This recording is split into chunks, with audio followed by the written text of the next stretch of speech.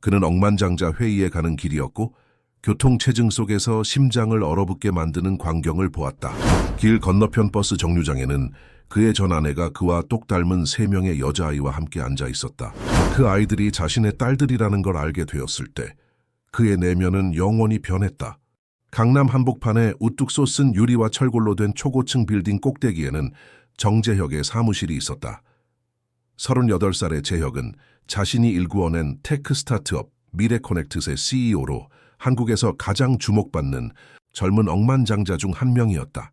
그의 하루는 분 단위로 계획되어 있었고 오늘도 여의도에서 열리는 중요한 투자 미팅을 위해 차에 올랐다. 네, 김 이사님, 미국 투자자들과의 미팅은 제가 직접 참석하겠습니다. 500억 규모의 딜이니 실수는 없어야 합니다. 재혁은 차 안에서 전화통화를 이어갔다. 그의 검은색 제네시스는 강남의 복잡한 오후 교통체증에 갇혀 있었다. 창밖을 무심코 바라보던 그의 시선이 길 건너편 버스 정류장에 고정되었다. 그곳에는 한 여성이 3명의 어린 소녀들과 함께 앉아 있었다. 여성은 휴대폰에 집중하고 있었고 아이들은 그녀 주위에서 뛰어놀고 있었다. 그 순간 재혁의 심장이 멈춘 듯했다. 서연아, 그의 입에서 작은 속삭임이 새어나왔다. 박서연, 5년 전 그가 차갑게 밀어낸 여자. 당시 재혁에게는 사업 확장이 전부였고 그 과정에서 서연과의 관계는 방해물로 여겨졌다. 하지만 지금 그의 눈앞에 있는 서연의 모습은 달랐다. 그리고 무엇보다 그녀 곁에 있는 새 소녀들의 모습이 그의 가슴을 쿵 하고 내려앉게 했다. 새 소녀는 모두 밝은 갈색 머리카락에 그의 눈매와 입술 모양을 그대로 닮아 있었다. 마치 어린 시절 자신의 사진을 보는 것 같았다. 특히 가장 큰 아이는 자신이 초등학교 시절 가지고 있던 것과 동일한 표정을 짓고 있었다. 잠깐만요. 나중에 다시 연락드리겠습니다. 재혁은 통화를 급히 끊고 차를 갓길에 세웠다. 경적 소리가 울려 퍼졌지만 그는 신경 쓰지 않았다. 뛰어가는 동안 그의 머릿속은 온통 혼란스러웠다. 내 아이들인가? 서연이 임신했던 건가? 어떻게 이런 일이 정류장에 도착했을 때 그는 숨을 헐떡이며 서연과 마주쳤다. 그녀의 눈이 커지더니 곧 경계로 바뀌었다. 서연은 즉시 아이들을 자신의 몸 뒤로 모았다. 서연아, 이 아이들은 재혁의 말이 떨리는 목소리로 나왔다. 여기서 무슨 일이에요? 서연의 목소리는 차가웠다. 그녀의 눈에는 분노와 두려움이 뒤섞여 있었다. 그 순간 버스가 정류장에 도착했다. 서연은 망설임 없이 아이들의 손을 잡고 버스에 올랐다. 재혁은 그저 서서 그들이 떠나는 모습을 바라볼 수밖에 없었다. 버스 창문으로 보이는 세 소녀의 모습은 의심할 여지 없이 그의 피와 살이었다. 사무실로 돌아온 재혁은 미팅을 취소했다. 그는 창가에 서서 서울의 스카이라인을 바라보며 지난 5년을 되돌아보았다. 서연과 헤어진 후 그녀가 여러 번 연락을 시도했던 기억이 떠올랐다. 하지만 당시 그는 사업에 집중하기 위해 그녀의 모든 연락을 차단했다. 혹시 그때 재혁은 비서를 불러 모든 일정을 취소하라고 지시했다. 오비서 박서연이라는 사람을 찾아줘. 5년 전 내가 교제했던 여성이야. 가능한 모든 방법을 동원해. 그날 밤 강남의 호화로운 펜트하우스에서 재혁은 잠을 이루지 못했다. 소셜미디어에서 서연을 찾아보았지만 아무런 흔적도 찾을 수 없었다. 그는 손가락으로 머리카락을 헝클며 한숨을 내쉬었다. 창밖으로 보이는 서울의 밤은 그 어느 때보다 길게 느껴졌다. 다음 날 아침, 오 비서가 연락처를 들고 왔다. 사장님, 많이 어렵게 찾았습니다. 박서연 씨는 현재 강동구에 있는 디자인 회사에서 근무하고 있습니다. 재혁은 즉시 문자를 보냈다. 서연아, 나 정재혁이야. 꼭 만나서 얘기하고 싶어. 부탁해. 몇 시간 후 답장이 왔다. 토요일 오후 2시 올림픽공원에서 아이들은 데려오지 않을게요. 그 메시지를 받은 순간 재혁은 아이들이라는 단어에 가슴이 쿵 내려앉는 느낌이 들었다. 그의 예감이 맞았다. 그 아이들은 정말 그의 딸들이었다. 토요일이 되기까지 시간은 너무나 느리게 흘렀다. 재혁은 일에 집중할 수 없었다. 그의 머릿속은 온통 서연과 아이들에 대한 생각으로 가득 찼다. 그는 거울 앞에서 자신의 모습을 살펴보았다. 성공과 부는 얻었지만 자신이 놓친 것들에 대한 후회가 그의 눈에 깊게 패여 있었다. 올림픽 공원에 도착했을 때 그는 서연을 즉시 발견했다. 5년 전보다 더 마른 모습이었지만 여전히 우아하고 아름다웠다. 그녀의 긴 머리카락은 이제 어깨까지 짧게 잘려 있었고 얼굴은 더 성숙해 보였다. 안녕 서연아. 재혁의 목소리는 떨렸다. 서연은 고개를 들어 그를 바라보았다. 그녀의 눈에는 분노와 슬픔, 그리고 여전히 남아있는 상처가 보였다. 오랜만이네요, 재혁 씨. 두 사람은 벤치에 앉았다. 공원에는 봄날의 따스한 햇살이 내리쬐고 있었지만 그들 사이에 공기는 무거웠다. 그 아이들이 내 딸들인가요? 재혁이 조심스럽게 물었다. 서연은 깊은 숨을 내쉬었다. 네, 당신의 딸들이에요. 새 쌍둥이죠. 민지, 수아, 지은이에요. 왜 나에게 알리지 않았어? 재혁의 목소리에는 억울함이 묻어났다. 서연의 눈에 분노가 번쩍였다. 알리려고 했어요. 수십 번 전화하고 문자 보내고 당신 회사까지 찾아갔죠. 하지만 당신은 모든 연락을 차단했고 경비원을 시켜 저를 쫓아냈잖아요. 그때 저는 결심했어요. 혼자서 아이들을 키우겠다고. 재혁은 말문이 막혔다. 그때의 기억이 물밀듯이 밀려왔다. 서연이 회사로 찾아왔을 때 그는 중요한 투자자들과 미팅 중이었고 그녀의 방문이 방해가 된다고 생각했다. 정말 미안해. 내가 얼마나 큰 실수를 했는지. 미안하다고 해서 지난 5년이 돌아오진 않아요. 서연의 목소리는 단호했다. 아이들은 이제 내 살이에요. 지은이는 선천성 심장병이 있어서 정기적인 검진이 필요해요. 작년에는 수술도 받았고요. 그 말을 들은 재혁의 얼굴이 창백해졌다. 자신의 딸이 수술을 받았다는 사실에 가슴이 미어졌다. 내가 그 아이들을 만날 수 있을까요? 서연은 잠시 침묵했다. 확실하지 않아요. 아이들에게 혼란을 주고 싶지 않아요. 당신이 그들의 삶에 들어왔다가 또 사라진다면 절대 그러지 않을게요. 재혁의 목소리는 간절했다. 제발 기회를 주세요. 딸들을 알아가고 싶어요. 책임을 다하고 싶어요. 서연은 길게 한숨을 내쉬었다. 일요일에 아이들과 어린이 대공원에 갈 예정이에요. 오후 1시예요. 원한다면 거기서 만날 수 있어요. 하지만 아직은 당신을 엄마의 친구로만 소개할 거예요. 재혁은 고개를 끄덕였다. 고마워요. 정말 고마워요, 서연아. 두 사람은 자리에서 일어났다. 헤어지기 전 재혁은 물었다. 서연아, 그동안 정말 힘들었겠다. 어떻게 혼자서 새 아이를 키웠어? 서연의 눈에 잠시 슬픔이 스쳤다. 매일이 전쟁이었죠. 하지만 우리 딸들이 제게 힘을 줬어요. 당신이 그들을 만나면 알게 될 거예요. 그 아이들은 정말 특별해요. 재혁은 서연이 걸어가는 모습을 바라보며 생각했다. 내가 버린 것은 단순한 연인이 아니었다. 그것은 가족이었다. 처음으로 그는 자신의 성공이 얼마나 공허한지 느꼈다. 일요일 아침, 재혁은 어린이 대공원으로 향하는 길에 3번이나 넥타이를 바꾸어 맸다. 결국 넥타이를 풀고 캐주얼한 셔츠로 갈아입었다. 그는 이전에 느껴보지 못한 종류의 긴장감을 느꼈다. 주요 투자자들 앞에서 프레젠테이션을 할 때도 이렇게 떨리지 않았다. 공원에 도착하자 서연과 새 아이들이 이미 와 있었다. 아이들은 분홍색과 하늘색, 노란색 원피스를 입고 있었다. 재혁은 잠시 멈춰 서서 그들을 지켜보았다. 그의 딸들. 이 세상에 자신의 피와 살을 나눈 아이들이 있다는 사실이 여전히 믿기지 않았다. 안녕하세요. 재혁이 다가가며 말했다. 서연이 고개를 들어 그를 바라보았다. 아, 왔네요. 그녀는 아이들을 향해 미소 지었다. 얘들아, 이쪽은 엄마 친구 재혁 아저씨야. 인사드려. 새 아이는 나란히 서서 예쁘게 인사했다. 안녕하세요, 아저씨. 재혁은 무릎을 굽혀 아이들의 눈높이에 맞추었다. 안녕, 너희들이 민지수와 지은이구나. 만나서 반가워. 가장 큰 아이가 한 걸음 앞으로 나섰다. 저는 민지예요. 제가 언니예요. 그녀의 눈빛은 어른스러웠고 목소리에는 자신감이 넘쳤다. 두 번째 아이는 수줍게 웃으며 말했다. 저는 수아예요. 그녀는 민지 뒤에 반쯤 숨어 있었다. 세 번째 아이는 조금 창백해 보였지만 밝은 미소를 지녔다. 저는 지은이에요. 아저씨는 뭐 하는 사람이에요? 그녀의 직설적인 질문에 재혁은 놀랐다. 나는 회사를 운영해. 컴퓨터와 관련된 일이야. 재혁은 최대한 간단하게 대답했다. 우와, 저도 컴퓨터 좋아해요. 지은이가 눈을 빛내며 말했다. 그날 오후 재혁은 아이들과 함께 놀이기구를 타고 아이스크림을 먹고 동물원을 구경했다. 처음에는 어색했지만 시간이 지날수록 아이들은 그에게 마음을 열기 시작했다. 특히 지은이는 그의 손을 잡고 이것저것 물어보며 친근하게 다가왔다. 아저씨, 저희 엄마 알지 오래됐어요? 민지가 물었다. 재혁은 서연과 눈을 마주쳤다.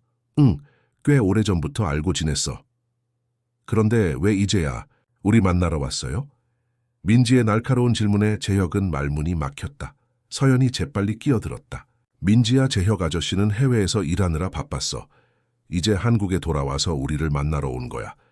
민지는 의심스러운 눈빛으로 재혁을 바라보았지만 더 이상 질문하지 않았다. 오후가 저물어갈 무렵 지은이가 갑자기 숨을 헐떡이기 시작했다. 서연은 즉시 가방에서 약을 꺼내 지은이에게 주었다. 괜찮아, 지은아. 천천히 숨 쉬어. 서연이 딸의 등을 부드럽게 쓰다듬었다. 재혁은 걱정스러운 눈빛으로 물었다. 괜찮아? 병원에 가야 하나? 서연은 고개를 저었다. 아니요, 이런 일은 가끔 있어요. 지은이는 심장이 약해서 너무 흥분하거나 피곤하면 이렇게 돼요. 재혁은 가슴이 아팠다. 자신의 딸이 이렇게 아픈데도 그동안 아무것도 모르고 있었다니. 내가 뭐 도울 일 없어? 괜찮아요. 이제 집에 가서 쉬어야 할 것 같네요. 서연이 말했다. 헤어지기 전 재혁은 서연에게 물었다. 다음에 또 만날 수 있을까요? 서연은 잠시 고민하다가 대답했다. 수요일 저녁에 아이들이 발레 수업이 있어요. 강남역 근처 학원이에요. 수업이 끝나고 같이 저녁 먹으러 갈 수 있어요. 재혁은 고개를 끄덕였다. 꼭 갈게요. 집으로 돌아온 재혁은 소파에 앉아 오늘의 경험을 곱씹었다. 새 아이의 얼굴이 계속 머릿속에 맴돌았다. 특히 지은이의 창백한 얼굴과 숨을 헐떡이던 모습이 그의 마음을 무겁게 했다. 다음 날 재혁은 오 비서를 불러 지시했다. 한국에서 가장 좋은 소아심장 전문의를 찾아줘. 그리고 내 일정을 조정해. 앞으로 수요일 저녁은 항상 비워둬. 수요일 저녁 재혁은 발레 학원 앞에서 기다렸다. 핑크색 발레복을 입은 세 딸이 학원에서 나오는 모습을 보자 그의 가슴이 뭉클해졌다. 아이들은 그를 보자 반가워하며 달려왔다. 재혁 아저씨, 지은이가 가장 먼저 그에게 달려와 안겼다. 저녁 식사 자리에서 재혁은 아이들에게 질문을 던졌다.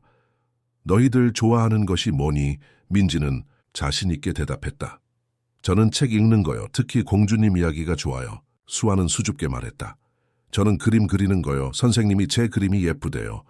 지은이는 눈을 반짝이며 말했다. 저는 로봇이요. 로봇 만드는 사람이 될 거예요. 재혁은 미소를 지었다. 그래, 지은이는 로봇 좋아하는구나. 다음에 우리 함께 로봇 과학관에 가볼까? 지은이의 얼굴이 환하게 빛났다. 정말요? 약속이에요? 약속하마. 재혁은 진심을 담아 대답했다. 서연은 그 모습을 지켜보며 복잡한 감정을 느꼈다. 그녀는 재혁이 아이들과 잘 지내는 모습을 보며 안도감을 느끼면서도 그가 언제까지 이런 관심을 유지할지 의문이었다. 식사를 마친 후 서연이 화장실에 간 사이 민지가 재혁에게 다가와 물었다. 아저씨, 우리 아빠 알아요? 재혁은 가슴이 쿵 내려앉는 느낌이 들었다. 왜 그런 질문을 하니? 우리 반 친구들은 다 아빠가 있는데 우리는 없어요. 엄마는 아빠가 멀리 있다고 했어요. 하지만 저는 엄마가 슬퍼하는 거 알아요. 민지의 눈에는 어른스러운 통찰력이 담겨 있었다. 재혁은 무슨 말을 해야 할지 몰라 잠시 침묵했다. 다행히 서연이 돌아왔고 그 대화는 중단되었다. 그날 밤 재혁은 서연에게 전화를 걸었다. 민지가 오늘 아버지에 대해 물어봤어요. 서연의 목소리가 긴장된 것이 느껴졌다. 뭐라고? 대답했어요. 아무 말도 못했어요. 하지만 언젠가는 진실을 말해야 하지 않을까요? 서연은 한숨을 내쉬었다. 너무 이른 것 같아요. 아이들이 혼란스러워할 거예요. 지은이의 건강은 어때요? 재혁이 화제를 바꿨다. 다음 주에 정기 검진이 있어요. 의사 선생님은 당분간은 괜찮다고 하셨지만 지속적인 관찰이 필요하대요. 제가 같이 가도 될까요? 재혁이 조심스럽게 물었다. 잠시 침묵 후 서연이 대답했다. 그래요. 화요일 오후 2시 서울대학교 어린이병원이에요. 화요일이 되자 재혁은 처음으로 중요한 회의를 취소하고 병원으로 향했다. 그는 서연과 지은이를 병원 로비에서 만났다. 지은이는 그를 보자 반갑게 달려왔다. 재혁 아저씨, 와 주셨네요. 지은이가 환하게 웃었다. 의사와의 상담에서 재혁은 지은이의 상태에 대해 자세히 들었다. 심실중격 결손이라는 선천성 심장 질환으로 작년에 수술을 받았지만 여전히 정기적인 검진과 관리가 필요했다. 의사는 또 다른 수술이 필요할 수도 있다고 언급했다. 비용 걱정은 마세요. 제가 모든 의료비를 부담할게요. 재혁이 서연에게 말했다. 서연은 처음에는 거절했지만 결국 아이를 위해 그의 도움을 받아들였다. 그 후로 재혁은 아이들의 생활에 점점 더 깊이 관여하기 시작했다. 주말에는 함께 놀이공원에 가고 평일 저녁에는 종종 저녁 식사를 함께했다. 그는 아이들 각각의 성격과 취향을 배우기 시작했다. 민지는 책임감이 강하고 어른스러웠다. 항상 동생들을 챙기고 모든 것을 완벽하게 하려고 노력했다. 수아는 예술적 감각이 뛰어나고 감성이 풍부했다. 그녀의 그림은 놀라울 정도로 섬세했다.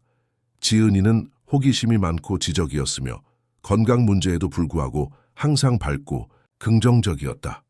한 달이 지나자 재혁은 더 이상 엄마 친구로 지내는 것이 어려워졌다. 그는 서연에게 진실을 말할 때가 되었다고 제안했다. 아직은 아닌 것 같아요. 서연이 말했다.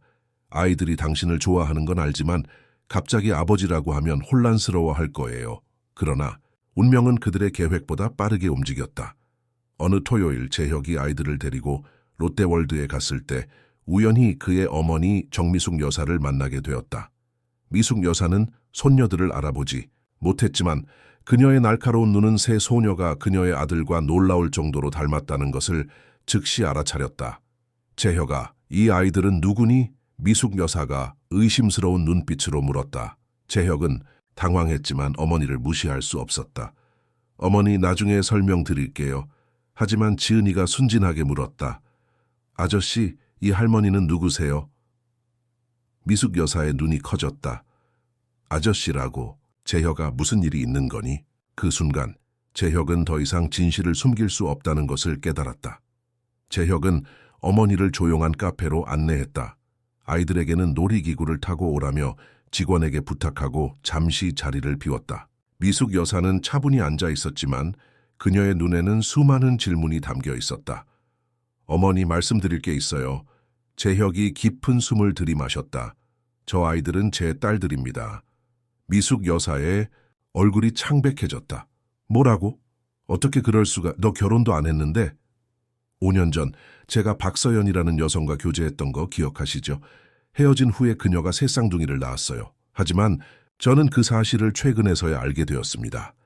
미숙 여사는 충격에 휩싸인 듯했다. 그렇다면 내가 방금 본 아이들이 내 손녀들이란 말이니? 재혁은 고개를 끄덕였다. 내 어머니 민지수와 지은이에요. 새 쌍둥이입니다. 미숙 여사의 눈에 눈물이 고였다. 어쩜 그렇게 너를 닮았는지. 네가 어렸을 때 사진을 보는 것 같았어. 근데 왜 지금까지 몰랐던 거니? 재혁은 어머니에게 모든 상황을 설명했다. 서연과의 이별, 그녀의 연락을 차단한 일, 그리고 우연히 그녀와 아이들을 발견한 순간부터 지금까지의 이야기를 털어놓았다. 미숙 여사는 한동안 말없이 아들의 이야기를 들었다. 그리고 마침내 입을 열었다. 재혁아, 네가 사업에 성공한 것은 자랑스럽지만 이런 중요한 일을 놓친 것은 큰 실수였어. 그 여성은 서연이라고 했나? 그녀가 얼마나 힘들었을지 생각해봐. 알아요, 어머니. 매일 후회하고 있어요. 이제라도 알게 된 것이 다행이야. 내 손녀들 새 쌍둥이라니. 미숙 여사의 목소리가 감동으로 떨렸다. 그런데 아이들은 너를 아빠라고 부르지 않더구나. 아직 아이들에게 말하지 않았어요. 서연이 적절한 시기를 기다리고 있어요. 미숙 여사는 고개를 끄덕였다. 현명한 결정이야. 하지만 너무 오래 미루면 안 돼. 아이들에게는 아버지가 필요해. 특히 아픈 아이가 있다면 더욱더. 재혁은 지은이의 심장 상태에 대해서도 어머니에게 말했다. 미숙 여사는 더욱 걱정스러운 표정을 지었다. 재혁아, 네가 해야 할 일이 많겠구나. 서연 씨와 잘 상의해서 아이들에게 최선의 결정을 내리렴. 그리고 나도 손녀들을 정식으로 만나고 싶어. 재혁은 어머니의 손을 꼭 잡았다. 곧 기회가 있을 거예요, 어머니. 롯데월드에서의 일이 있은 후 재혁은 서연에게 어머니와의 만남에 대해 이야기했다. 서연은 처음에는 당황했지만 결국 이해했다. 이제 시간이 된 것 같네요. 서연이 말했다. 아이들에게 진실을 말해야 할 것 같아요. 그들은 다음 주말 서연의 아파트에서 아이들에게 진실을 말하기로 했다. 재혁은 그 날을 준비하며 무척 긴장했다. 그는 세 딸에게 줄 선물을 조심스럽게 골랐다. 민지에게는 세계 명작 동화 전집을, 수에게는 고급 미술 도구 세트를, 지은이에게는 프로그래밍이 가능한 교육용 로봇을 선택했다. 토요일 아침, 재혁은 서연의 아파트에 도착했다. 그것은 강동구의 평범한 아파트였지만 그에게는 세상에서 가장 중요한 장소였다. 문을 두드리자 세 아이가 동시에 문을 열었다. 재혁 아저씨, 아이들이 기쁨에 찬 목소리로 외쳤다. 서연은 거실에서 그를 맞이했다. 그녀의 눈에는 긴장감이 서려 있었다. 들어오세요.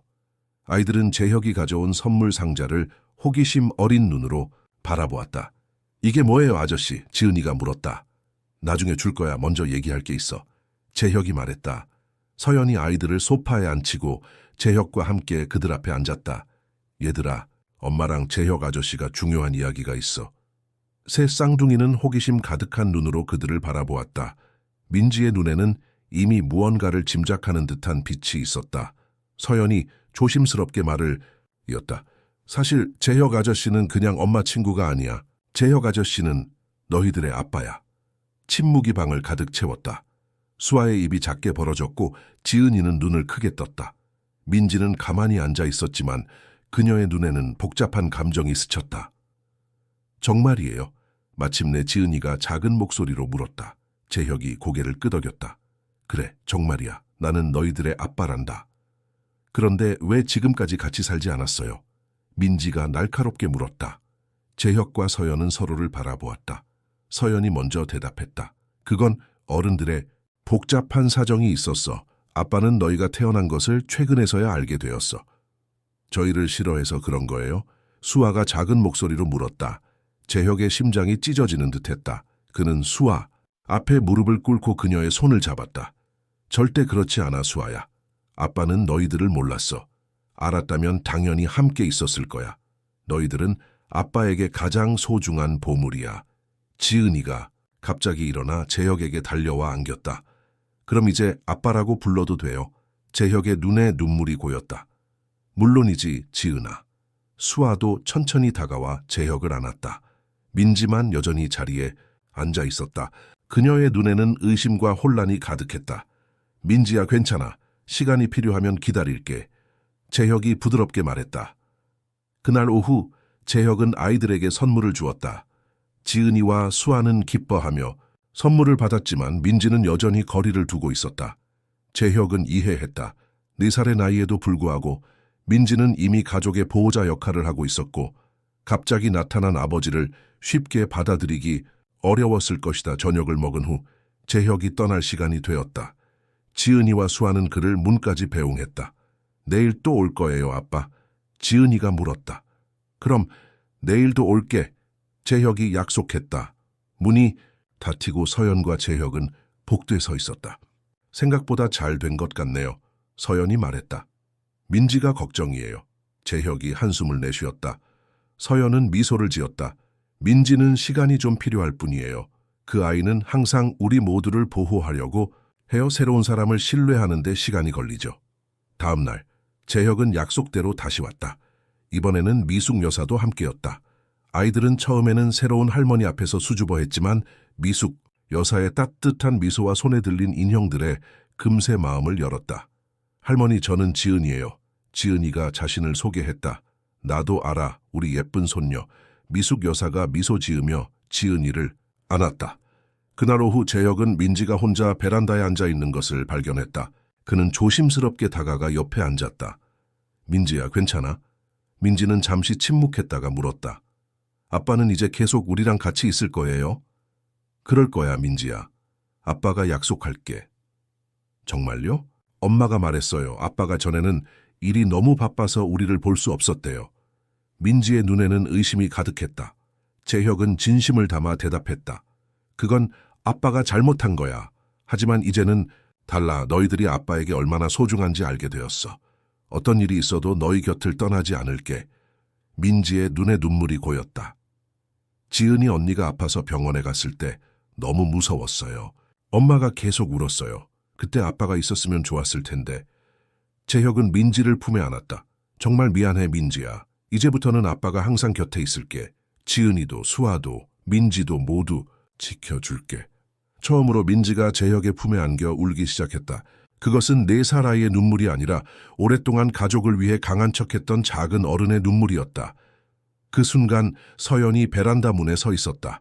그녀의 눈에도 눈물이 고여 있었다. 그녀는 재혁과 민지가 함께 있는 모습을 보며 미소 지었다. 다음 몇 주 동안 재혁은 가능한 한 많은 시간을 아이들과 보냈다. 그는 회사 일정을 조정하고 중요하지 않은 미팅은 취소했다. 주말에는 아이들을 데리고 놀러 다니고 평일 저녁에는 종종 서연의 아파트에서 저녁을 먹었다. 재혁 씨, 얘기할 게 있어요. 어느 저녁 아이들이 잠든 후 서연이 말했다. 재혁은 그녀의 진지한 표정을 보고 긴장했다. 무슨 일이에요? 제게 해외 취업 제안이 들어왔어요. 싱가포르에 있는 대형 디자인 회사예요. 연봉도 지금보다 2배 이상이고 경력에도 큰 도움이 될 것 같아요. 재혁은 충격을 받았다. 그럼 아이들은요? 서연은 깊은 숨을 내쉬었다. 그게 고민이에요. 아이들을 데리고 가면 좋겠지만 지은이의 건강 상태도 있고 처음에는 혼자 가서 정착한 후에 아이들을 데려갈까 생각 중이에요. 재혁의 마음이 무거워졌다. 그는 이제 막 딸들과 관계를 쌓아가고 있었다. 그들이 떠난다는 생각은 견딜 수 없었다. 제가 아이들을 돌볼 수 있어요. 서연 씨가 싱가포르에 정착할 때까지요. 재혁이 조심스럽게 제안했다. 서연은 놀란 듯했다. 정말요? 하지만 재혁 씨는 회사도 운영하고 있잖아요. 새 아이를 돌보는 건 생각보다 훨씬 힘들어요. 할 수 있어요. 회사는 부사장에게 맡기면 돼요. 지금 제게 가장 중요한 건 우리 딸들이에요. 서연은 고민에 빠졌다. 일단 생각해 볼게요. 쉬운 결정이 아니니까요. 다음 날 지은이가 갑자기 고열로 쓰러졌다. 재혁은 회의 중이었지만 즉시 달려갔다. 병원에서 의사는 지은이의 심장 상태가 감염과 겹쳐 위험할 수 있다고 경고했다. 수술이 필요할 수도 있습니다. 지금은 약물로 치료해보고 상태를 지켜보겠습니다. 의사가 말했다. 재혁과 서연은 밤새 병원에서 지은이를 지켰다. 다행히 다음 날 아침 지은이의 상태는 호전되었다. 병원 복도에서 서연이 재혁에게 말했다. 결정했어요. 싱가포르 제안을 받아들일게요. 하지만 지은이의 상태가 안정될 때까지 출발을 미룰 거예요. 그동안 아이들과 재혁 씨가 더 친해질 수 있도록 시간을 드릴게요. 재혁은 고개를 끄덕였다. 감사해요. 아이들을 잘 돌볼게요. 약속해요. 서연이 싱가포르로 떠나기 전 재혁은 법적으로 아이들의 임시 양육권을 얻기 위한 절차를 밟았다. 두 사람은 가정법원을 찾아 모든 서류를 준비했다.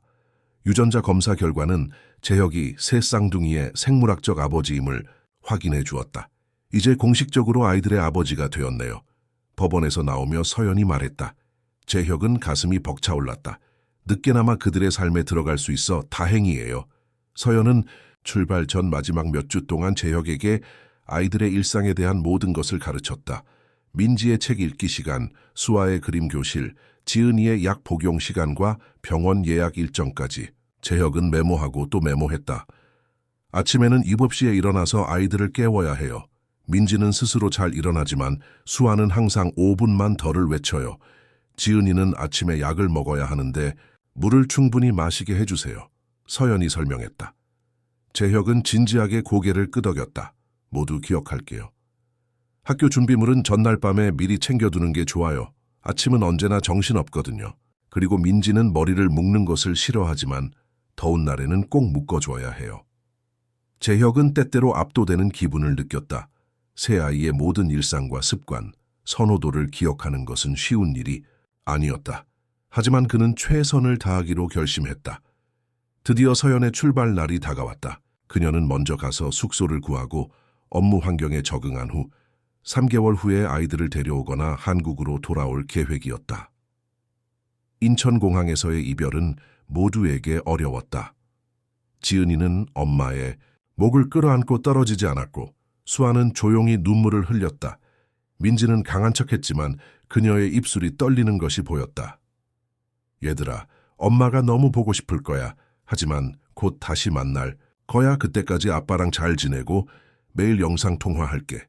서연이 아이들을 꼭 안으며 말했다. 아이들이 잠시 할머니와 함께 선물 가게를 구경하는 동안 서연과 재혁은 마지막 대화를 나눴다. 재혁, 씨 부탁해요. 우리 아이들 잘 부탁해요. 서연의 목소리가 떨렸다. 재혁은 진지하게 고개를 끄덕였다.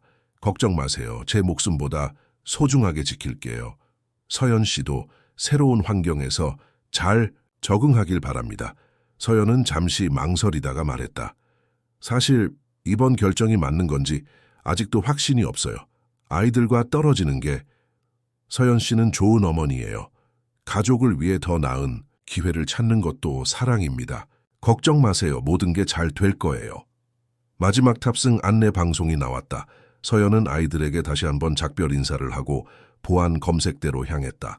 뒤돌아보는 그녀의 눈에는 눈물이 가득했다. 집으로 돌아오는 차 안에서 아이들은 조용했다. 재혁은 백미러로 뒷좌석의 세 딸을 바라보았다. 이제 그는 이 세 소녀의 유일한 보호자였다. 그 책임감이 어깨를 무겁게 눌렀다. 얘들아, 우리 집에 도착하면 각자 방을 고를 수 있어. 아빠가 특별히 3개의 방을 예쁘게 꾸며놨어. 재혁이 분위기를 밝게 하려고 말했다. 지은이가 작게 고개를 들었다. 우리 집은요? 재혁은 잠시 말문이 막혔다. 당분간은 아빠 집에서 지내야 해. 엄마가 돌아오면 다시 얘기해보자. 강남의 고급 아파트에 도착했을 때 아이들은 넓은 공간에 놀란 듯했다. 재혁은 전문 인테리어 디자이너의 도움을 받아 아이들 방을 꾸몄다. 민지의 방은 책장이 가득한 도서관 같은 분위기로, 수아의 방은 미술 스튜디오처럼, 지은이의 방은 로봇과 과학 키트로 채워져 있었다. 우와, 이게 다 제 방이에요? 지은이가 눈을 동그랗게 뜨고 물었다. 그래, 마음에 드니? 재혁이 미소 지으며 물었다. 그러나 첫날 밤 문제가 시작되었다. 아이들은 각자의 방에서 자는 것을 거부했다. 새 쌍둥이는 항상 같은 방에서 함께 잤던 것이다. 결국 재혁은 거실에 대형 매트리스를 깔고 4사람이 함께 자기로 했다. 새벽 3시 지은이가 울음소리로 재혁을 깨웠다. 엄마가 보고 싶어요. 재혁은 당황했지만 지은이를 안아주며 달랬다. 엄마는 곧 영상통화로 보게 될 거야. 조금만 참자, 응? 다음 날 아침은 더 큰 혼란이었다. 재혁은 세 아이를 동시에 깨우고 아침을 준비하고 유치원 가방을 챙기는 것이 생각보다 훨씬 어렵다는 것을 깨달았다. 민지야, 양말 신어야지. 수아야, 밥 먹어야 해. 지은아, 약 먹었니? 재혁은 한 명을 돌보는 동안 다른 2명이 준비를 멈추는 것에 당황했다. 결국 그들은 유치원에 30분 늦게 도착했다. 재혁은 교사에게 사과하며 상황을 설명했다. 정아버님, 걱정 마세요. 적응하는 데 시간이 걸립니다. 아이들도 새로운 환경에 적응해야 하니까요. 교사가 위로했다. 회사로 향하는 길에 재혁은 깊은 한숨을 내쉬었다. 생각보다 훨씬 어려웠다. 그는 오 비서에게 전화를 걸어 오후 일정을 조정해달라고 부탁했다. 5시에는 무조건 유치원에 가야 해. 첫 주는 재혁에게 악몽 같았다. 아침마다 혼란스러웠고 회사에서는 중요한 회의 중에도 유치원에서 걸려오는 전화에 마음이 쓰였다. 한 번은 지은이가 열이 나서 급히 병원에 데려가야 했고 다른 날은 수아가 그림 발표회가 있다며 갑자기 알려왔다. 가장 어려운 것은 밤이었다. 아이들은 매일 밤 엄마를 찾으며 울었고 재혁은 그들을 달래는데 어려움을 겪었다. 서연과의 영상통화는 도움이 되었지만 통화가 끝나면 아이들은 더 서글퍼했다. 이게 정말 내가 할 수 있는 일인가? 어느 밤 아이들이 모두 잠든 후 재혁은 스스로에게 물었다. 그는 평생 일만 해왔다. 다른 사람의 감정과 필요를 챙기는 것은 익숙하지 않았다. 하지만 딸들의 자는 모습을 바라보며 그는 포기할 수 없다는 것을 알았다. 둘째 주가 되자 재혁은 도움을 청하기로 했다. 그는 어머니 미숙 여사에게 연락했다. 어머니, 도움이 필요해요. 미숙 여사는 기꺼이 돕겠다고 했다. 그녀는 매일 오후에 와서 아이들을 돌보고 저녁 식사를 준비하는 것을 도왔다. 또한 재혁은 육아 경험이 있는 가정부를 고용하여 아침 준비를 돕게 했다. 점차 일상이 안정되기 시작했다. 재혁은 회사 일정을 조정하여 아침에는 아이들과 함께하고 그들이 유치원에 있는 동안 중요한 회의를 진행했다. 오후에는 가능한 한 일찍 퇴근하여 아이들과 시간을 보냈다. 사장님, 미국 투자자들과의 화상 회의가 있습니다. 어느 날 오 비서가 알려왔다. 몇 시죠? 재혁이 물었다. 오후 7시입니다. 미국 시간에 맞춰야 해서요. 재혁은 잠시 생각했다. 그 시간은 아이들의 취침 시간이었다. 죄송합니다만 다른 시간으로 조정해 주세요. 그 시간에는 제가 아이들을 재워야 합니다. 비서는 놀란 표정이었지만 고개를 끄덕였다. 예전의 재혁이라면 절대 상상할 수 없는 결정이었다. 한 달이 지나자 재혁은 육아에 조금씩 익숙해졌다. 그는 각 아이의 개성과 필요를 더 잘 이해하게 되었다. 민지는 책임감이 강하고 독립적이었지만 때로는 자신도 위로가 필요한 아이였다. 수아는 감성적이고 예술적이었으며 자신의 감정을 그림으로 표현했다. 지은이는 호기심이 많고 똑똑했지만 건강 문제로 인해 특별한 관심이 필요했다. 재혁은 딸들과 깊은 유대감을 형성하기 시작했다. 주말에는 함께 요리를 하고 공원에서 놀고 영화를 보았다. 그는 아이들이 좋아하는 애니메이션의 모든 캐릭터 이름을 외우고 그들의 유치원 친구들에 대해 알게 되었다. 아빠, 이건 아빠를 위한 그림이에요. 어느 날 수아가 그림을 건넸다. 그것은 네 사람이 손을 잡고 있는 그림이었다. 우리 가족이라고 적혀 있었다. 재혁은 감동으로 말을 잇지 못했다. 그는 수아를 안아주며 속삭였다. 정말 고마워, 수아야. 아빠는 이 그림을 사무실에 걸어둘게. 지은이의 건강은 여전히 걱정거리였다. 재혁은 최고의 소아심장 전문의를 찾아 정기적인 검진을 받았다. 의사는 지은이의 상태가 안정적이지만 계속해서 관찰이 필요하다고 했다. 지은이의 심장 상태는 나이가 들면서 좋아질 수도 있습니다. 하지만 무리하지 않도록 주의하세요. 의사가 조언했다. 재혁은 지은이를 위해 특별한 주의를 기울였다. 그는 그녀가 약을 제때 먹는지 확인하고 너무 힘든 활동은 피하게 했다. 하지만 동시에 그녀가 너무 제한받지 않도록 노력했다. 아빠, 나도 놀이터에서 놀고 싶어요. 지은이가 불평했다. 물론이지, 지은아. 다만 너무 힘들면 쉬어야 해, 알았지? 재혁이 부드럽게 말했다. 어느 날 밤 서연과의 영상통화 중에 재혁은 자신의 생활이 얼마나 변했는지 깨달았다. 아이들이 잘 지내나요? 서연이 물었다. 네, 아주 잘 지내요. 민지는 책 읽기 대회에서 상을 받았고 수아는 미술 전시회에 그림이 선정되었어요. 지은이는 요즘 로봇 만들기에 푹 빠져 있어요. 서연은 미소를 지었다. 재혁 씨도 많이 변하셨네요. 이제 완전히 아빠가 되었어요.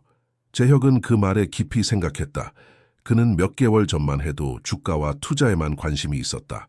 이제 그의 대화는 유치원 행사와 아이들의 취미, 좋아하는 음식에 관한 것으로 가득했다. 네, 정말 많이 변한 것 같아요. 하지만 이게 진짜 행복이더라고요. 재혁이 진심으로 대답했다. 서연은 잠시 침묵했다가 말했다. 싱가포르에서의 일이 생각보다 잘 풀리고 있어요. 회사에서 제 디자인을 높이 평가하고 있고 이미 승진 이야기도 나오고 있어요. 정말 축하해요. 서연 씨는 항상 재능이 뛰어났잖아요. 서연의 표정이 복잡해졌다. 하지만 아이들이 너무 보고 싶어요. 매일 밤 그들 생각에 잠들기 어려워요. 재혁은 그녀의 마음을 이해했다. 아이들도 엄마를 많이 그리워해요. 하지만 점점 적응하고 있어요. 걱정 마세요. 통화가 끝난 후 재혁은 세 딸의 방을 하나씩 들여다보았다. 이제 아이들은 각자의 방에서 자는 것에 익숙해졌다. 그는 자고 있는 아이들의 임에 키스하며 생각했다. 이것이 내 인생에서 가장 중요한 성공이구나. 다음 날 재혁은 중요한 결정을 내렸다. 그는 회사 임원들을 소집했다. 여러분, 제가 중요한 결정을 내렸습니다. 앞으로 저는 CEO 역할을 계속하되 일상적인 경영은 김 부사장에게 위임하려 합니다. 제게는 지금 가족이 최우선입니다. 임원들은 놀랐지만 대부분이 이해했다. 재혁의 변화는 회사 내에서도 이미 눈에 띄게 달라져 있었다. 그날 저녁 재혁은 세 딸과 함께 저녁을 먹으며 물었다. 얘들아, 이번 주말에 바다에 놀러 갈까? 아이들은 환호성을 질렀다. 야호, 바다에 가요. 엄마한테도 말해요, 지은이가 외쳤다. 재혁은 미소를 지었다. 물론이지. 오늘 밤 영상통화할 때 엄마한테 알려주자. 그날 밤 재혁은 일기장에 적었다. 오늘로 아이들과 함께 산 지 50일이 되었다. 이전의 삶으로 돌아갈 수 없을 것 같다. 이제 나는 그저 성공한 CEO가 아니라 세 소녀의 아버지다. 그리고 그것이 내가 가진 가장 중요한 직함이다. 재혁과 아이들은 강원도 속초로 주말 여행을 떠났다. 바다를 본 적이 없는 새 쌍둥이는 신이 나서 차 안에서 계속 질문을 쏟아냈다. 아빠, 바다에 상어도 있어요? 지은이가 호기심 가득한 눈으로 물었다. 재혁은 웃으며 대답했다. 우리나라 바다에는 상어가 거의 없어. 걱정 마. 물고기는요? 제가 잡을 수 있어요? 수아가 물었다. 물고기를 볼 수는 있겠지만 잡기는 어려울 거야. 대신 조개를 찾아볼 수 있을 거야. 민지는 조용히 창밖을 바라보다가 물었다. 엄마도 바다를 좋아했어요? 재혁은 잠시 생각에 잠겼다. 그래, 엄마는 바다를 정말 좋아했어. 우리가 처음 만났을 때 함께 부산 해운대에 간 적이 있었지. 엄마랑 아빠는 어떻게 만났어요? 민지의 질문은 언제나 날카로웠다. 재혁은 백미러로 민지를 바라보며 미소 지었다. 엄마는 내가 첫 회사를 시작했을 때 디자인을 맡았던 디자이너였어. 엄마의 디자인이 너무 아름다워서 첫눈에 반했지. 그런데 왜 헤어졌어요? 민지가 다시 물었다. 재혁의 표정이 어두워졌다. 그건 아빠가 일에만 집중하느라 엄마를 소중히 여기지 못했기 때문이야. 아빠의 큰 실수였어. 민지는 더 이상 질문하지 않았지만 그녀의 눈에는 많은 생각이 담겨 있었다.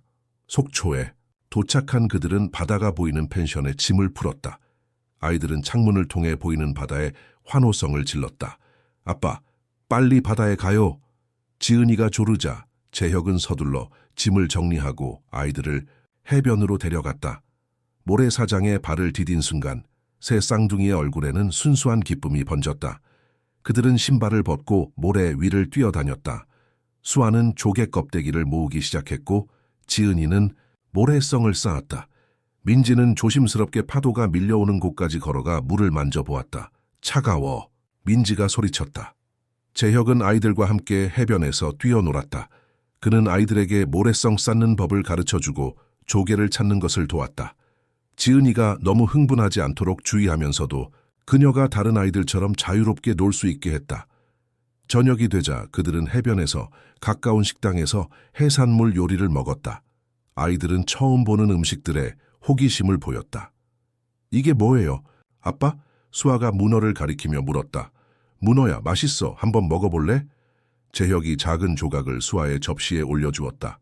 수아는 조심스럽게 맛을 본 후 눈을 크게 떴다. 맛있어요? 식사. 후 그들은 바닷가를 산책했다. 해가 지고 있었고 하늘은 아름다운 주황색과 분홍색으로 물들어 있었다. 재혁은 이 순간을 영원히 기억하고 싶었다. 그는 핸드폰을 꺼내 아이들과 함께 사진을 찍었다.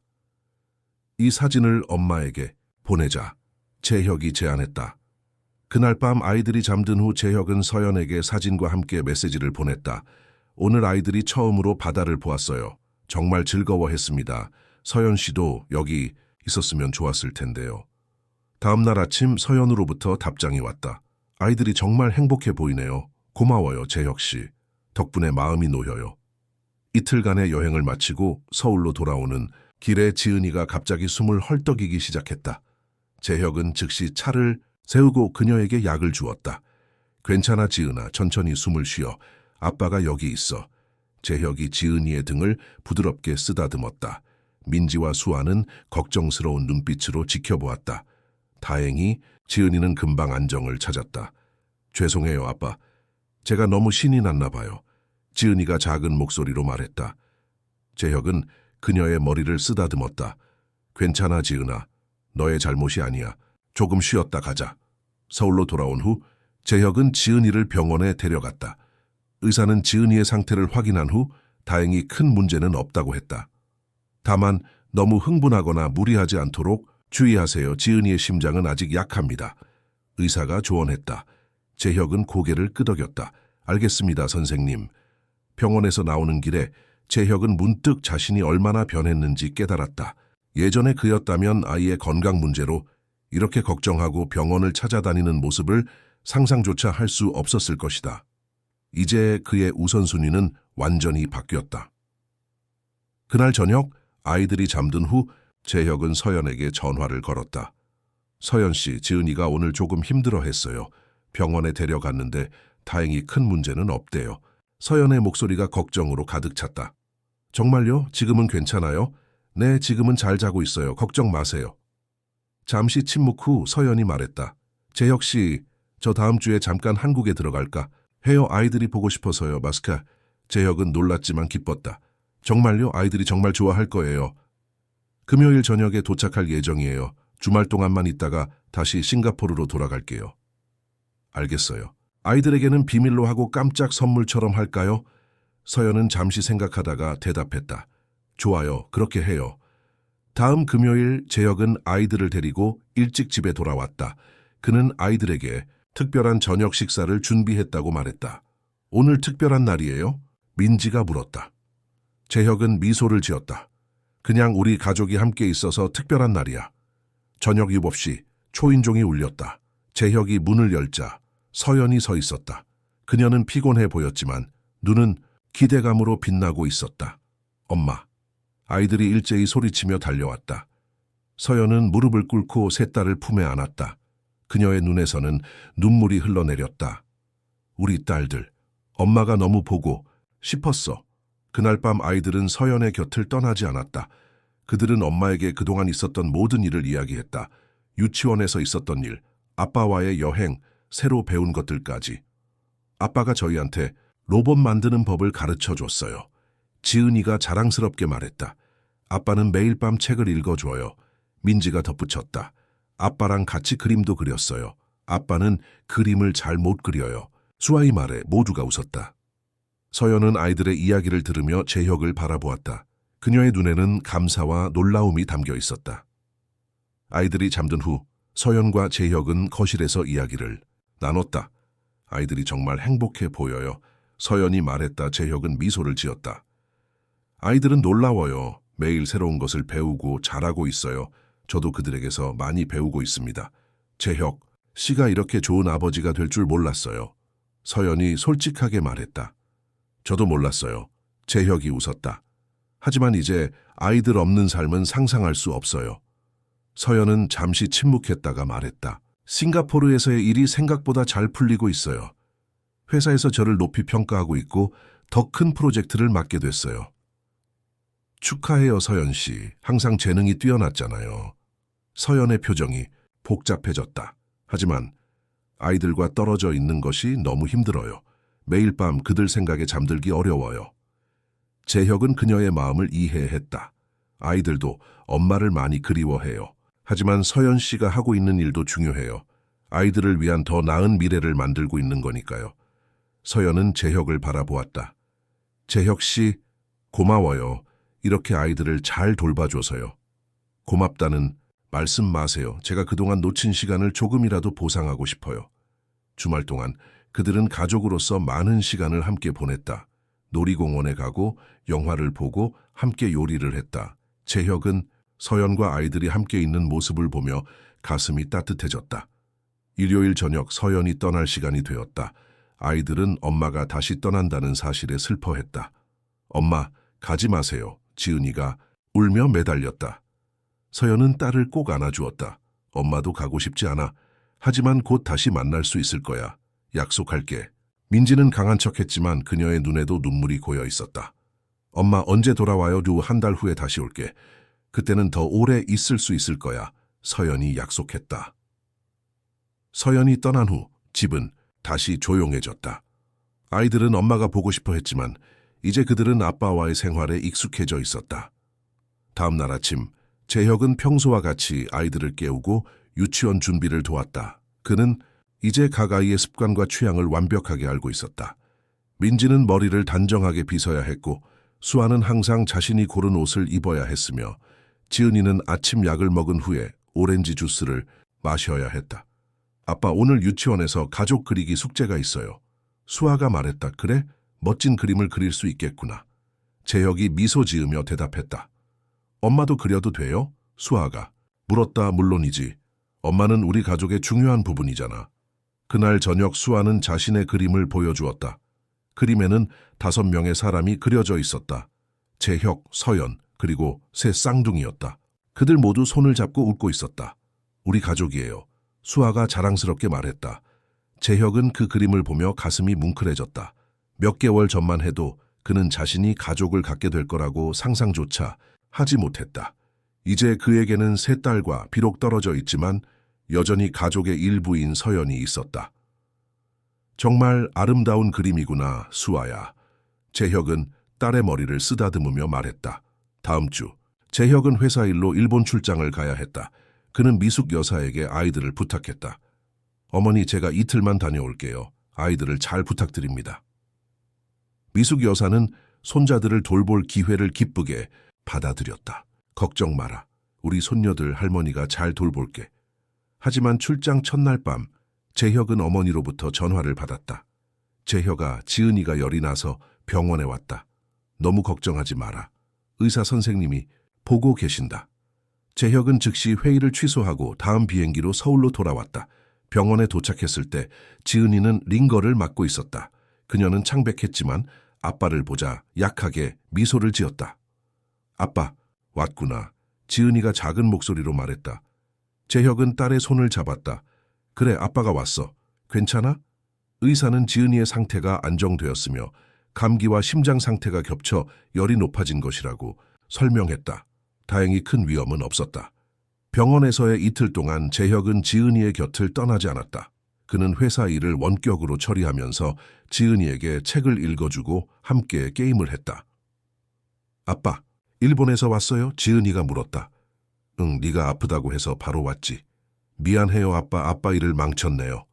지은이의 눈에 죄책감이 서려 있었다.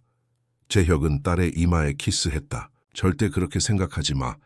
너는 아빠에게 가장 중요한 사람이야. 어떤 회의도 어떤 계약도 너보다 중요하지 않아. 지은이의 얼굴에 미소가 번졌다. 사랑해요, 아빠. 나도 사랑해, 지은아. 그날 밤 재혁은 서연에게 전화를 걸어 상황을 설명했다. 서연은 걱정했지만 재혁이 상황을 잘 처리하고 있다는 것에 안심했다. 재혁 씨, 정말 고마워요. 제가 거기 있었어야 했는데. 괜찮아요, 서연 씨. 제가 있으니까 걱정 마세요. 지은이는 이제 괜찮아요. 통화가 끝난 후 재혁은 병원 의자에 앉아 잠들어 있는 지은이를 바라보았다. 그는 문득 깨달았다. 이전에는 회사의 성공이 그의 삶의 전부였다. 하지만 이제 그에게 진정한 성공은 딸들의 행복과 건강이었다. 그리고 그것은 어떤 사업적 성취보다 더 큰 성취감을 주었다. 지은이가 퇴원한 지 일주일 후 서연으로부터 예상치 못한 전화가 왔다. 그녀의 목소리에는 흥분과 불안이 섞여 있었다. 재혁 씨, 중요한 소식이 있어요. 회사에서 저에게 홍콩지사 디자인 팀장 자리를 제안했어요. 재혁은 놀랐다. 홍콩요? 축하해요, 서연 씨. 정말 대단한 기회네요. 네, 정말 좋은 기회예요. 연봉도 2배로 오르고 경력에도 큰 도움이 될 거예요. 서연의 목소리가 잠시 떨렸다. 하지만 아이들 때문에 걱정되시죠? 재혁이 물었다.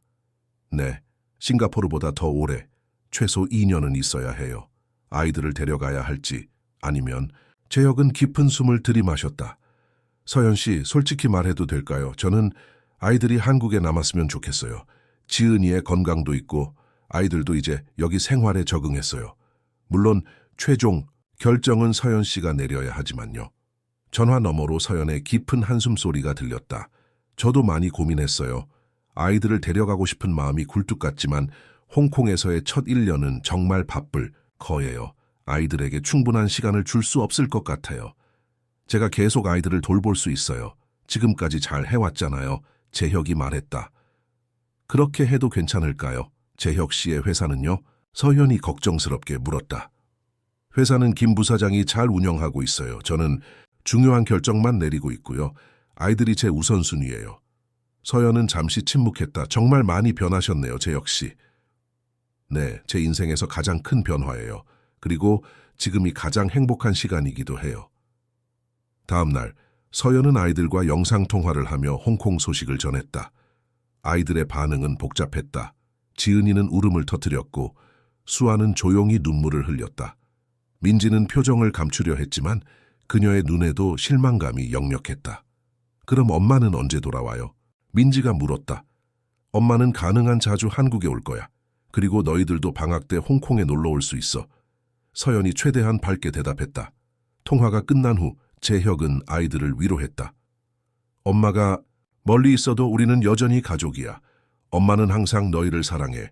그리고 아빠도 항상 곁에 있을 거야. 그날 밤 아이들이 잠든 후 재혁은 깊은 생각에 빠졌다. 서연이 홍콩으로 떠난다는 그것은 그와 아이들의 생활이 더욱 안정될 것임을 의미했다. 이제 그는 진정한 의미의 아버지가 되어야 했다. 그는 자신이 이 역할을 잘 해낼 수 있을지 자문했다. 며칠 후 재혁은 변호사와 만나 아이들의 법적 지위에 대해 상담했다. 변호사는 서연과 협의하여 공동 양육권을 설정하는 것이 가장 좋다고 조언했다.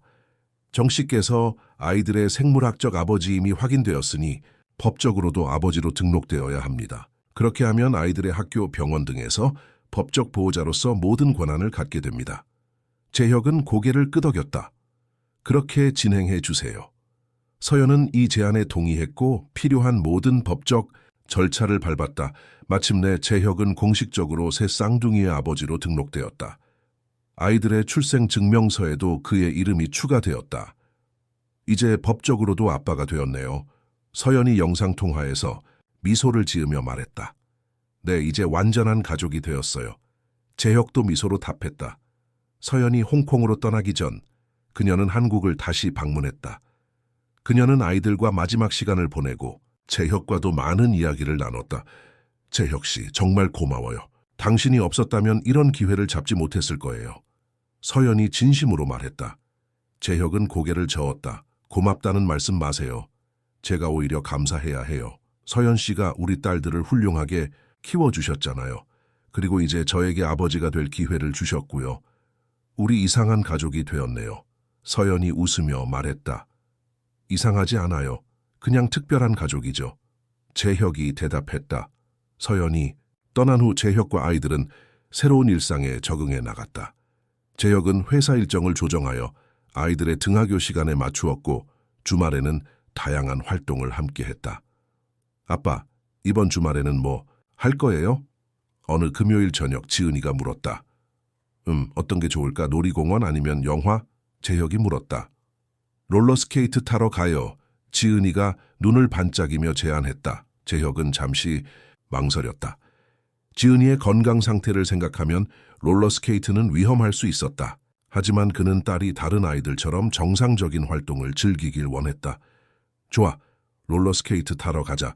하지만 지은이는 아빠랑 함께 천천히 타야 해. 알았지? 주말마다 그들은 새로운 활동을 즐겼다. 어떤 주말에는 등산을 가고 또 어떤 주말에는 자전거를 타러 한강공원에 갔다. 재혁은 아이들이 다양한 경험을 통해 성장하길 원했다. 서연은 매주 영상통화로 아이들과 소통했다. 처음에는 통화가 끝나면 아이들이 울곤 했지만 시간이 지나면서 그들은 이런 상황에 적응해 갔다. 엄마, 오늘 미술 시간에 상을 받았어요. 수아가 자랑스럽게 말했다. 정말? 우리 수아가 역시 최고구나. 서연이 기뻐했다. 아빠가 저희 방 벽에 제 그림을 다 걸어줬어요. 수아가 덧붙였다. 아빠가 너희들을 많이 자랑스러워하나 보구나. 서연이 미소 지었다. 재혁은 옆에서 이 대화를 들으며 미소를 지었다. 그는 아이들이 엄마와의 관계를 유지하는 것이 중요하다고 생각했다. 그래서 항상 서연에 대해 긍정적으로 이야기하고 아이들이 엄마와 소통할 수 있는 기회를 최대한 많이 마련했다. 어느 날 민지가 재혁에게 다가와 물었다. 아빠, 엄마랑 아빠는 왜 같이 살지 않아요? 다른 친구들의 부모님들은 다 같이 살잖아요. 재혁은 이 질문에 어떻게 대답해야 할지 고민했다. 민지야, 어른들의 관계는 복잡해. 엄마와 아빠는 서로 많이 달라졌고 지금은 각자의 길을 가고 있어. 하지만 우리는 여전히 가족이야. 엄마와 아빠 모두 너희를 사랑해. 민지는 생각에 잠긴 듯했다. 그럼 아빠는 다른 사람이랑 결혼할 거예요? 재혁은 놀랐다. 그건 지금은 생각해 본 적 없어. 아빠에게는 지금 너희가 가장 중요하니까. 다른 엄마가 생기면 저희는 어떻게 돼요? 민지의 눈에는 걱정이 가득했다. 재혁은 민지를 꼭 안아주었다. 아이 투어디야. 그런 일이 있더라도 너희는 항상 아빠의 소중한 딸들이야. 그 누구도 너희를 대신할 수 없어. 아이들이 유치원을 졸업하고 초등학교에 입학할 시기가 다가왔다. 재혁은 좋은 학교를 찾아보았고 집에서 가까운 명문 초등학교에 아이들을 등록했다. 아빠 학교 가면 무서울까요? 입학을 앞두고 수아가 불안한 듯 물었다. 처음에는 조금 긴장될 수 있겠지만 곧 적응할 거야. 게다가 너희는 세 자매가 함께 가니까 든든하잖아. 재혁이 안심시켰다. 입학식 날 서연은 특별히 휴가를 내고 한국에 왔다. 세 쌍둥이는 같은 반은 아니었지만 같은 학교에 다니게 되었다. 우리 딸들이 벌써 초등학생이라니. 서연의 눈에 눈물이 고였다. 정말 빨리 자라네요. 재혁도 감회에 젖은 목소리로 말했다. 입학식이 끝난 후 그들은 가족 사진을 찍었다. 재혁, 서연 그리고 교복을 입은 세 쌍둥이. 완벽한 가족 사진이었다. 이 사진 제 사무실에 걸어도 될까요? 재혁이 서연에게 물었다. 서연은 미소를 지었다. 물론이죠. 우리는 가족이니까요. 그날 저녁 아이들이 잠든 후 서연과 재혁은 거실에서 이야기를 나눴다. 아이들이 정말 잘 자라고 있어요. 서연이 말했다. 서연 씨의 공이 크죠. 훌륭한 어머니니까요. 재혁이 진심으로 말했다. 서연은 잠시 망설이다가 말했다. 사실 재혁 씨에게 말하고 싶은 게 있어요. 홍콩에서 만난 사람이 있어요. 재혁은 잠시 놀랐지만 곧 미소를 지었다. 정말요? 어떤 사람인가요? 홍콩 지사의 마케팅 팀장이에요. 한국계 미국인이고 정말 좋은 사람이에요. 아이들에 대해서도 이야기했고 그도 아이들을 만나고 싶어 해요. 재혁은 진심으로 기뻤다. 정말 축하해요, 서연 씨. 좋은 사람을 만났다니 다행이네요. 재혁 씨가 이렇게 이해해줘서 고마워요. 서연이 안도한 듯 말했다. 우리는 이제 아이들의 부모로서 서로를 존중하고 지지해야죠. 서연 씨의 행복이 아이들의 행복에도 중요하니까요. 서연은 잠시 침묵했다가 물었다. 재혁 씨는요? 누군가 만나고 있어요? 재혁은 고개를 저었다. 아직은 아니에요. 지금은 아이들과 회사로 충분히 바빠요. 하지만 언젠가는 누군가를 만날 수도 있겠죠. 만약 그런 날이 오면 저도 응원할게요. 서연이 미소 지으며 말했다. 다음 날 서연은 홍콩으로 돌아갔다. 아이들은 이제 엄마와의 이별에 조금 더 익숙해져 있었다. 그들은 슬펐지만 엄마가 곧 다시 올 것이라는 것을 알고 있었다. 새 학기가 시작되면서 재혁은 새로운 도전에 직면했다. 새아이의 학교 생활을 관리하는 것은 유치원 때보다 더 복잡했다. 숙제를 도와주고 학부모 모임에 참석하고 각종 학교 행사를 챙기는 일이 많아졌다. 아빠, 이거 어떻게 하는 거예요? 민지가 수학 문제를 가리키며 물었다. 재혁은 민지 옆에 앉아 문제를 설명해 주었다. 그는 이제 학부모로서의 역할에도 점점 익숙해지고 있었다. 학교에서의 첫 번째 학부모 상담 날, 재혁은 긴장했다. 그는 세 반의 담임 선생님들을 모두 만나야 했다. 정아버님, 민지는 정말 책임감이 강하고 리더십이 있어요.